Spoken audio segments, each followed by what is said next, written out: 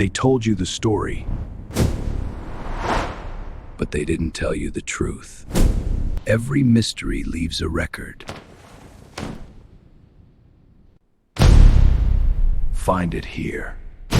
In 1932, a struggling composer wrote a song so emotional, so haunting, that people around the world began taking their own lives while listening to it.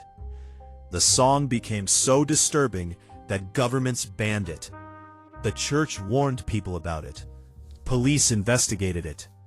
And the man who wrote it eventually died the same way many of its listeners did. This is the chilling story of the song called Gloomy Sunday. In the fall of 1932, a struggling composer named Rezső Seress sat alone in his tiny apartment in Paris. For hours he had been trying to write a new melody, but nothing worked. Every few minutes he scribbled notes, then ripped the paper up and threw it away. His trash bin was overflowing with failed ideas. Seress had once been a respected musician in Hungary. He had written dozens of songs, but now his life felt like it was falling apart. The world itself seemed to be collapsing. Europe was becoming politically unstable.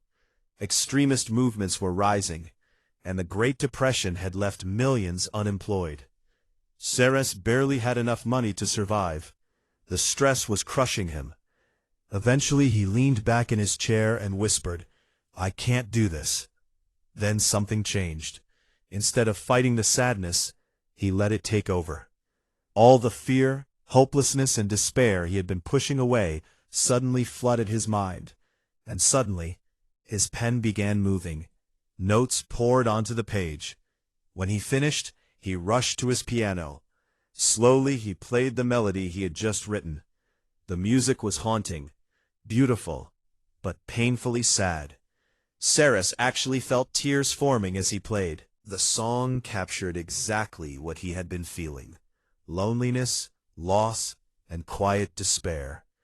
Later that day, while walking through the gray Paris streets, Seress ran into his friend, Laszlo Javor, a poet. Javor was heartbroken. His fiancée had just left him. As they walked together in silence, Seress began whistling his new melody. Instantly, Javor stopped. The tune hit him deeply. He began softly singing words from a poem he had written about lost love.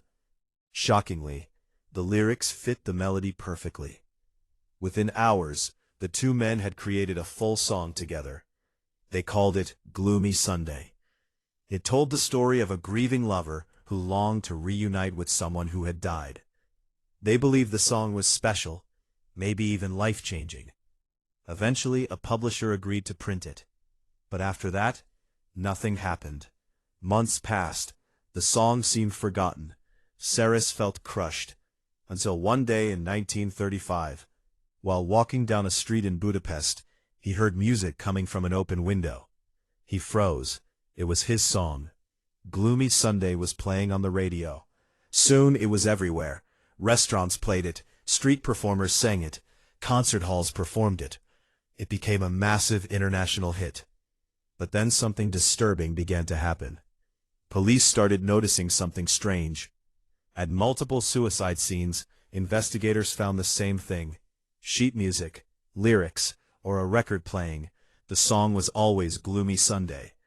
The reports kept coming: a student, shop clerk, a policeman. Dozens of people had taken their own lives after listening to the song. Newspapers started calling it the Hungarian Suicide Song. The story spread worldwide. Church leaders warned the public about it. Governments banned it from radio broadcasts. Even the BBC refused to play it for decades. In 1936, the Budapest police knocked on Seress's door.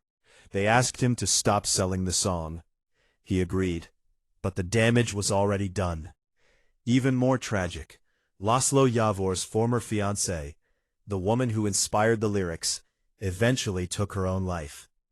Her final message to him simply read, "Gloomy Sunday." Seress was devastated. His dream had come true.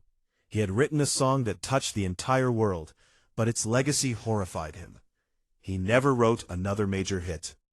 Years later, in 1968, the composer jumped from the window of his apartment. He died 2 days later, just like many of the listeners who had once played his song.